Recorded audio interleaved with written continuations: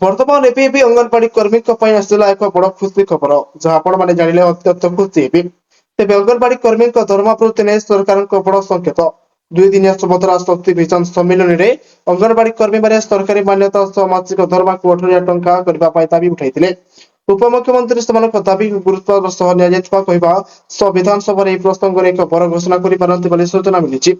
ଓଡ଼ିଶାର ଅଙ୍ଗନବାଡି କର୍ମୀ ଓ ସହାୟିକାଙ୍କ ପାଇଁ ଖୁସି ଖବର ଆସିପାରେ। ସେମାନଙ୍କ ଦରମା ବୃଦ୍ଧିକୁ ନେଇ ରାଜ୍ୟ ସରକାର ଗୁରୁତ୍ୱ ସହ ବିଚାର କରୁଥିବା ନେଇ ସୂଚନା ମିଳିଛି। ଏନେଇ ଉପମୁଖ୍ୟମନ୍ତ୍ରୀ ପ୍ରଭାତୀ ପରିଡ଼ା ସଂକେତ କହିଛନ୍ତି ଯେ ଅଙ୍ଗନବାଡି କର୍ମୀଙ୍କ ଭୂମିକା ସମାଜ ପାଇଁ ଅତ୍ୟନ୍ତ ଗୁରୁତ୍ୱପୂର୍ଣ୍ଣ ଓ ସେମାନଙ୍କ ସମସ୍ୟାର ସମାଧାନ ପାଇଁ ସରକାର ସକ୍ରିୟ ଭାବେ କାମ କରୁଛନ୍ତି। ବ୍ରହ୍ମପୁର ନିଷ୍ଟ ବିଶ୍ୱବିଦ୍ୟାଳୟରେ ଆୟୋଜିତ 2 ଦିନିଆ ସୁଭଦ୍ରା ଶକ୍ତି ଭିଜନ ସମ୍ମିଳନୀରେ ଅଙ୍ଗନବାଡି କର୍ମୀମାନେ ସରକାରୀ ମାନ୍ୟତା ସହ ମାସିକ ଦରମାକୁ 18,000 ଟଙ୍କା ଦାବି କରିଥିଲେ।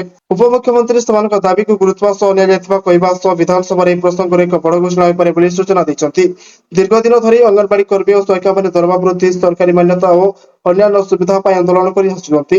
ପ୍ରାୟ ପ୍ରତ୍ୟେକ ବିଧାନସଭା ଅଧିବେଶନରେ ସମୟରେ ହଜାର ହଜାର କର୍ମୀ ନିଜ ଦାବି ନେଇ ରାଜରାସ୍ତାକୁ ଓହ୍ଲାଇଛନ୍ତି। ତେବେ ସରକାର ପକ୍ଷରୁ ଏପର୍ଯ୍ୟନ୍ତ କୌଣସି ଅନ୍ତିମ ଘୋଷଣା କରାଯାଇନାହିଁ। ବିଧାନସଭାରେ ଆସୁଥିବା ଘୋଷଣା ଉପରେ ଅଙ୍ଗନବାଡି କର୍ମୀ ଓ ସହାୟିକାଙ୍କ ନଜର ରହିଛି। ଯଦି ଦରମା ବୃଦ୍ଧି ଘୋଷଣା ହୁଏ ତେବେ ରାଜ୍ୟର ହଜାର ହଜାର ଅଙ୍ଗନବାଡି କର୍ମୀ ଏହାର ସିଧାସଳଖ ଲାଭ ପାଇପାରିବେ। ତେବେ ଅଙ୍ଗନବାଡି କର୍ମୀ ଓ ସହାୟିକାମାନଙ୍କ ପାଇଁ ହୋଇଥିଲା ବଡ ଗୁରୁତ୍ୱପୂର୍ଣ୍ଣ ଖବର, ଯାହା ଆପଣମାନେ ଏହି ଭିଡିଓ ମାଧ୍ୟମରେ ଜାଣିବାକୁ ପାଇଲେ। ତେବେ ଆଗକୁ ଏପରି ନୂଆ ନୂଆ ସୂଚନା ପାଇଁ ଆମ ଚ୍ୟାନେଲ ସହ ଯୋଡ଼ି ରୁହନ୍ତୁ।